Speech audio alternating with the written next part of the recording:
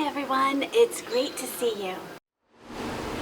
So you can see that this area that's raised up on our stone wall, we have started to remove some of the daylilies.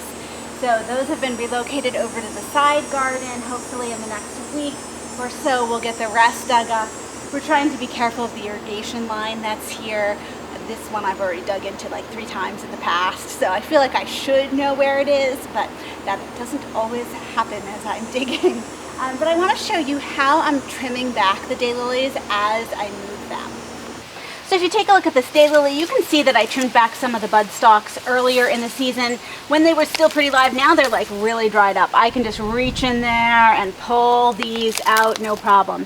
If they're not dried enough to do that, you can cut them closer to the base, but that really gets your stalks out. And then you're going to notice this time of year that you just have a lot of dried up dead leaves. You can go through, you can gloom those out, and remember, you're helping your plant by not overwintering and keeping any bugs at the bottom here to keep it nice and cleaned out. And then you'll have your green growth left, and I just go through and cut that to 6 or 8 inches.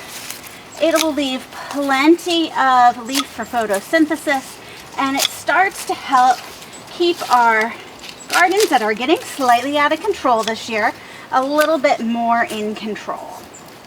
So this looks much tidier.